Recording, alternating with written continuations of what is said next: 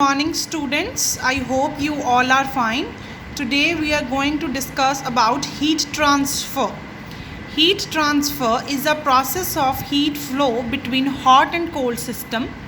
The rate at which heat transferred depends directly on two variables: the temperature difference between hot and cold bodies and the surface area available for heat exchange.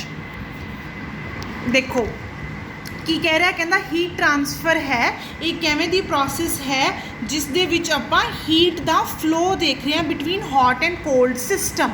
ਇਹ ਤਾਂ ਤੁਹਾਨੂੰ ਪਤਾ ਹੀ ਹੋਏਗਾ by nature. ਅਗਰ ਆਪਾਂ ਗਰਮ T, ਠੀਕ ਹੈ, ਠੰਡੇ ਵੈਦਰ ਦੇ ਵਿੱਚ ਬਾਹਰ ਅਗਰ ਕੌਫੀ ਦਾ ਕੱਪ ਜਾਂ ਟੀ ਦਾ ਕੱਪ ਅਗਰ ਆਪਾਂ ਰੱਖ ਦਈਏ ਕੁਛ ਟਾਈਮ ਤੋਂ ਬਾਅਦ ਉਹ ਆਪਣੇ ਆਪ ਠੰਡੀ ਹੋ ਜਾਂਦੀ ਹੈ। Reason behind it's a natural phenomena ਕਿ ਜਦੋਂ ਵੀ ਟੂ ਬੋਡੀਜ਼ ਜਿਨ੍ਹਾਂ ਦਾ ਟੈਂਪਰੇਚਰ ਡਿਫਰੈਂਸ ਹੋਵੇ, ਦੋਨਾਂ ਦਾ ਟੈਂਪਰੇਚਰ ਅਲੱਗ ਹੋਵੇ, ਇੱਕ ਗਰਮ ਅਤੇ ਇੱਕ ਠੰਡੀ ਹੋਵੇ, ਤਾਂ ਬਾਈ ਨੇਚਰ ਜੋ ਗਰਮ ਚੀਜ਼ ਹੈ ਉਹ ਕੋਲਡ ਦਾ ਜਿਹੜਾ ਟੈਂਪਰੇਚਰ ਅਡੈਪਟ ਕਰ ਲੇਗੀ, ਦੋਨਾਂ ਦਾ ਟੈਂਪਰੇਚਰ ਸਿਮਿਲਰ ਹੋ ਜਾਏਗਾ। ਠੀਕ ਹੈ, ਸੋ ਇਹ ਫਿਨੋਮੀਨਨ ਸਾਡੀ ਜੋ ਤੁਸੀਂ ਸਬਜੈਕਟ ਪੜ੍ਹਦੇ ਹੋ ਬਾਇਓ ਪ੍ਰੋਸੈਸ ਹੈ, ਜਿਵੇਂ ਫਰਮੈਂਟੇਸ਼ਨ ਕਰਨੀ ਹੈ, ਫਰਮੈਂਟਰਸ ਨੇ, ਉਸ ਦੇ ਵਿੱਚ ਯੂਜ਼ ਹੁੰਦਾ। ठीक है, so why and how heat is transferred from one body to another body, that we are going to discuss in this chapter। ठीक है, सो ਜਿਹੜਾ ਰੇਟ ਹੈ ਕਿ ਕਿੰਨੀ ਫਾਸਟ ਕਿਸ ਸਪੀਡ ਦੇ ਨਾਲ ਹੀਟ ਟਰਾਂਸਫਰ ਹੋਏਗੀ ਟੂ ਵੇਰੀਏਬਲਸ ਦੇ ਵਿੱਚ, ਟੂ ਬੋਡੀਜ਼ ਦੇ ਵਿੱਚ, that depends on two variables. Two variables ਕਿਹੜਾ ਹੋਇਆ ਕਿ ਇੱਕ ਤਾਂ ਟੈਂਪਰੇਚਰ ਡਿਫਰੈਂਸ ਕਿੰਨਾ ਜ਼ਿਆਦਾ ਹੈ। ਅਗਰ temperature difference hot and cold body ਦੇ ਵਿੱਚ ਥੋੜ੍ਹਾ ਹੈ ਤਾਂ ਕੁਆਇਟ ਆਬਵੀਅਸ ਹੈ ਕਿ ਜਲਦੀ ਹੀਟ ਟਰਾਂਸਫਰ ਹੋ ਜਾਏਗੀ।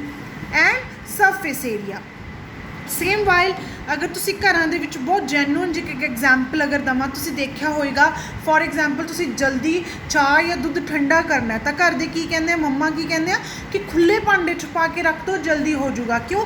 ਕਿਉਂਕਿ ਸਰਫੇਸ ਏਰੀਆ ਇਨਕਰੀਜ਼ ਹੋ ਗਿਆ। ਜ਼ਿਆਦਾ ਸਰਫੇਸ ਏਰੀਆ ਇਨਕਰੀਜ਼ ਹੋਣ ਦੇ ਨਾਲ ਹੀਟ ਨੂੰ ਟਰਾਂਸਫਰ ਹੋਣ ਲਈ ਜ਼ਿਆਦਾ ਟਾਈਮ ਮਿਲ ਗਿਆ। ਠੀਕ ਹੈ, so this is heat transfer. So heat transfer equipment ਕੀ ਹੁੰਦਾ? ਠੀਕ ਹੈ ਬੇਟਾ, ਫਿਰ ਅੱਗੇ ਆਉਂਦਾ ਕਿ heat transfer equipment, heat exchange occurs most frequently between fluids. ਜਿਵੇਂ ਇੱਕ ਫਰਮੈਂਟਰ ਹੈ, ਫਰਮੈਂਟਰ ਨੂੰ ਅਗਰ ਆਪਾਂ ਬਿਲਕੁਲ ਬੇਸਿਕ ਐਗਜ਼ਾਮਪਲ ਲੈ ਕੇ ਚੱਲੀਏ, ਜਿਵੇਂ ਸਟਰਲਾਈਜੇਸ਼ਨ ਅਗਰ ਅਸੀਂ ਕਰਨੀ ਆ ਤਾਂ ਅਸੀਂ ਹੌਟ ਐਂਡ ਕੋਲਡ ਬੋਡੀਜ਼, ਜਿਵੇਂ ਹੌਟ ਟੈਂਪਰੇਚਰ ਲੈਂਦੇ ਹਾਂ, ਅਸੀਂ ਗਰਮ ਪਾਣੀ ਲੈਂਦੇ ਹਾਂ ਅਤੇ ਅਸੀਂ ਫਰਮੈਂਟਰ ਦੇ ਵਿੱਚੋਂ ਉਸਨੂੰ ਫਲੋ ਕਰਦੇ ਹਾਂ। ਤਾਂ ਕੀ ਹੁੰਦਾ, ਅਸੀਂ ਡਾਇਰੈਕਟ ਫਰਮੈਂਟਰ ਦੇ ਵਿੱਚ ਪਾਣੀ ਨਹੀਂ ਐਡ ਕਰਦੇ, ਅਸੀਂ ਫਰਮੈਂਟਰ ਦੇ ਨਾਲ ਬਾਹਰਲੀ ਸਾਈਡ ਐਕਸਟਰਾ ਜਿਵੇਂ ਪਾਈਪਸ ਹੋ ਗਈਆਂ ਜਾਂ ਫਰਮੈਂਟਰ ਨੂੰ ਡਬਲ ਕਵਰਿੰਗ ਕੀਤੀ ਜਾਂਦੀ ਆ। ਇੱਕ ਜੋ ਹੈ ਮੇਨ ਵੈਸਲ ਹੁੰਦਾ ਜਿਸ ਦੇ ਵਿੱਚ ਤੁਹਾਡਾ ਸੈਂਪਲ ਹੈ, ਮਾਈਕਰੋ ਆਰਗੈਨਿਜ਼ਮਸ ਨੇ, ਉਹ ਸਭ ਕੁਛ ਅਵੇਲੇਬਲ ਹੁੰਦਾ। ਸੈਕਿੰਡ ਅਸੀਂ ਕੀ ਕਰਦੇ ਹਾਂ, ਇੱਕ ਹੋਰ ਐਕਸਟਰਾ ਜੈਕਟ ਦੀ ਤਰ੍ਹਾਂ ਇੱਕ ਹੋਰ ਐਕਸਟਰਾ ਸ਼ੀਟ ਹੁੰਦੀ ਹੈ ਫਰਮੈਂਟਰ ਦੇ ਵਿੱਚ, ਅਸੀਂ ਉੱਥੇ ਹੌਟ ਵਾਟਰ ਫਲੋ ਕਰਦੇ ਹਾਂ ਤਾਂ ਹੌਟ ਵਾਟਰ ਵਾਲਸ ਦੇ ਵਿੱਚੋਂ ਟਰਾਂਸਫਰ ਹੁੰਦਾ ਦੂਸਰੀ ਸਾਈਡ ਐਂਡ ਫਰਮੈਂਟਰ ਨੂੰ ਸਟਰਲਾਈਜ਼ ਅਸੀਂ ਕਰਦੇ ਹਾਂ। ਜਾਂ ਕੀ ਹੁੰਦਾ, ਜਿਵੇਂ ਫਰਮੈਂਟਰ ਦੇ ਅਗਰ ਤੁਸੀਂ ਫਰਮੈਂਟਰ ਅਸੀਂ ਬਾਇਓ ਰਿਐਕਟਰ ਅਸੀਂ ਬੇਸਿਕ ਪੜ੍ਹਿਆ ਤਾਂ ਜਦੋਂ ਅਸੀਂ ਬੇਸਿਕ ਡਾਇਗਰਾਮ ਪੜ੍ਹੀ ਤਾਂ ਉਹਦੇ ਵਿੱਚ ਕੀ ਸੀ ਕਿ ਏਰੀਏਸ਼ਨ ਐਜੀਟੇਸ਼ਨ ਹੁੰਦੀ ਹੈ। ਏਰੀਏਸ਼ਨ ਦੇ ਵਿੱਚ ਕੀ ਆਉਂਦਾ ਕਿ ਅਸੀਂ ਆਪਣੀ ਜਿਹੜਾ ਮਾਈਕਰੋ ਆਰਗੈਨਿਜ਼ਮ ਹੈ ਉਸਨੂੰ ਅਸੀਂ ਹਵਾ ਪ੍ਰੋਵਾਈਡ ਕਰਾਉਂਦੇ, ਕਿਉਂਕਿ ਸਾਡੇ ਕੋਲ ਮਾਈਕਰੋ ਆਰਗੈਨਿਜ਼ਮਸ ਨੇ ਜਿਹੜੇ ਉਹ ਐਰੋਬਿਕ ਇਨ ਨੇਚਰ ਹੁੰਦੇ ਆ। ਸੇਮ ਵਾਈਲ ਐਜੀਟੇਸ਼ਨ ਹੁੰਦੀ ਹੈ। ਐਜੀਟੇਸ਼ਨ ਦਾ ਕੀ ਮਤਲਬ ਹੁੰਦਾ? ਮਿਕਸਿੰਗ। ਜਦੋਂ ਲਗਾਤਾਰ ਅੰਦਰ ਮਿਕਸਿੰਗ ਹੁੰਦੀ ਰਹਿੰਦੀ ਹੈ ਤਾਂ ਇੱਕ ਟਾਈਮ 'ਤੇ ਆ ਕੇ ਲਗਾਤਾਰ ਜਦੋਂ ਕਿਸੇ ਚੀਜ਼ ਨੂੰ ਇਸਨੂੰ ਹਿਲਾਉਂਦੇ ਰਹਿੰਦੇ ਹੋ ਤਾਂ ਉੱਤੇ ਹੀਟ ਪ੍ਰੋਡਿਊਸ ਹੋਣੀ ਸ਼ੁਰੂ ਹੋ ਜਾਂਦੀ ਆ। ਬਟ ਮਾਈਕਰੋ ਆਰਗੈਨਿਜ਼ਮ ਨੇ ਸਰਟਨ ਟੈਂਪਰੇਚਰ ਦੇ ਉੱਤੇ ਹੀ ਵਰਕ ਕਰਨਾ। ਸੋ ਅਸੀਂ ਹੀਟ ਨੂੰ ਕੰਟਰੋਲ ਕਰਨ ਦੇ ਲਈ ਅਸੀਂ ਕੋਲਡ ਵਾਟਰ ਯੂਜ਼ ਕਰਦੇ ਹਾਂ। ਤਾਂ ਜਿਹੜਾ ਐਕਸਟਰਾ ਜੈਕਟ ਦੀ ਤਰ੍ਹਾਂ ਹੁੰਦਾ ਬਾਹਰਲੀ ਸਾਈਡ ਜੋ ਏਰੀਆ, ਉੱਥੇ ਅਸੀਂ ਕੋਲਡ ਵਾਟਰ ਪਾਉਂਦੇ ਹਾਂ ਤਾਂ ਜਿਹੜਾ ਸਾਡਾ ਅੰਦਰ ਵੈਸਲ ਹੁੰਦਾ, ਫਰਮੈਂਟਰ ਹੁੰਦਾ, ਜਿੱਥੇ ਮੀਡੀਆ ਹੈ, ਉੱਥੇ ਆਟੋਮੈਟਿਕਲੀ ਸਾਡਾ ਜਿਹੜਾ ਹੈ ਟੈਂਪਰੇਚਰ ਉਹ ਕੰਟਰੋਲ ਹੋਣਾ ਸ਼ੁਰੂ ਹੋ ਜਾਂਦਾ, ਡਾਊਨ ਹੋਣਾ ਸ਼ੁਰੂ ਹੋ ਜਾਂਦਾ। ਅਸੀਂ ਅਕੋਰਡਿੰਗ ਟੂ ਰਿਕੁਆਇਰਮੈਂਟ ਟੈਂਪਰੇਚਰ ਨੂੰ ਮੇਨਟੇਨ ਕਰ ਸਕਦੇ ਹਾਂ। ਠੀਕ ਹੈ, ਸੋ ਬਾਇਓ ਰਿਐਕਟਰ ਜਿਵੇਂ ਹੀਟ ਟਰਾਂਸਫਰ ਹੈ, ਕਹਿੰਦਾ ਬਾਇਓ ਰਿਐਕਟਰ ਜਦੋਂ ਅਸੀਂ ਜਾਂ ਫਰਮੈਂਟੇਸ਼ਨ ਪ੍ਰੋਸੈਸ ਕਰਨੀ ਹੈ, ਬਾਇਓ ਰਿਐਕਟਰ ਆਪਰੇਸ਼ਨ ਕਰਨਾ ਹੈ ਤਾਂ ਜਿਹੜਾ ਸਾਡਾ ਹੀਟ ਟਰਾਂਸਫਰ ਹੈ ਇਹ ਬਹੁਤ ਇੰਪੋਰਟੈਂਟ ਰੋਲ ਪਲੇ ਕਰਦਾ ਹੈ। ਅਤੇ ਇਹਦੀਆਂ ਟੂ ਮੇਨ ਐਪਲੀਕੇਸ਼ਨਸ ਹੁੰਦੀਆਂ, ਜਾਂ ਤਾਂ ਇਨ ਸੀਟੂ ਬੈਚ ਸਟਰਲਾਈਜੇਸ਼ਨ, ठीक है। असी मीडियम की स्टरलाइजेशन करन दे लई बायोरिएक्टर दे विच असी हीट ट्रांसफर जो है वो यूज़ करते हैं। या क्या है, during the process fermenter vessel containing medium is heated using steam and held at sterilisation temperature कि असी कूलिंग वाटर यूज़ करते हैं उस टैंपरेचर को दोबारा तो नॉर्मल करने के लिए जो असी डिस्कस किया।